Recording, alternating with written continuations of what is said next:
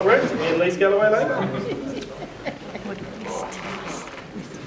Good afternoon, everybody. My name's Ian Lees-Galloway. I'm the MP for Palmerston North, and it's sort of been a bit of a Labour sandwich. We started with Labour and now we get to finish off with Labour. Deborah gave you the values behind what our policies are. I'm going to get right into the nuts and bolts of the actual policy itself. But I just want to say one thing, and that is that all our policies have been developed alongside and in consultation with teachers. In fact, John Key described the NZEI as a branch of the Labour Party. I don't think he was being positive. I don't know what's wrong with being a branch of the Labour Party myself, but I think that's a reflection of just how closely we've worked with you to develop policies that are in the best interest of education and the best interest of our children.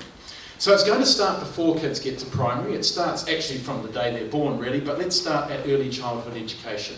We want to get back to early childhood education being about qualified teachers delivering quality education, teaching to the curriculum. And we want to get back to 100% qualified teachers, because we know that children who are given that best start at the early childhood education stage go on to do much better at primary school. They're set up for success at primary school.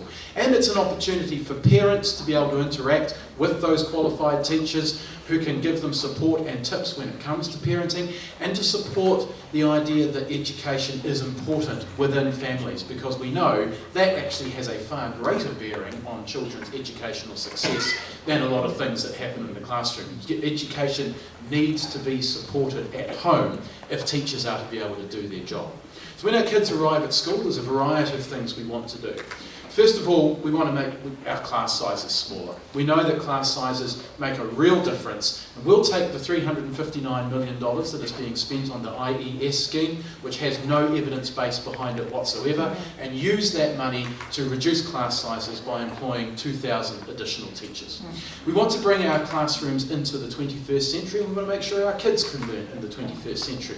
That means a digital device for every child. We want to make that affordable for every child from year 5 upwards. And like Pani and I think Jack spoke about as well, we need to make sure that internet access is available at home too, because it's all well and good to have that device and be able to use it at school. It's going to be important for our children to have the internet access at home too. And there are too many families here in our city with dependent children who do not have internet access, who cannot afford internet access. We need to rectify that, and we do have a plan to make that happen.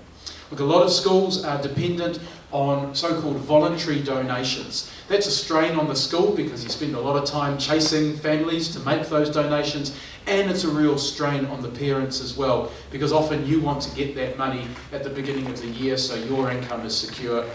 That can be a tough ask on parents. So we're going to offer $100 per student per year to every school that stops asking for voluntary donations. The vast majority of schools will be far better off under that scheme than under the scheme that you're working under at the moment. And just in terms of funding, we want to make sure that from one year to the next, the amount of funding that goes into education is at least enough to cover population and inflation cost growth. That hasn't been the case over the last 6 years. We have set aside $1 billion every year to make sure that health and education get enough money from one year to the next to meet the real cost increases.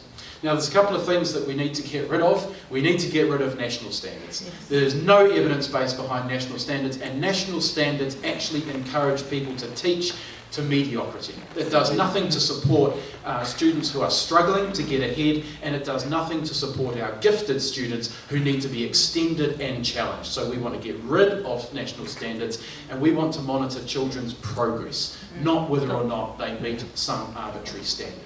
I've said already that we're going to get rid of the IES scheme. We're also going to get rid of charter schools. Again, an ideologically based policy that has no grounding in evidence whatsoever.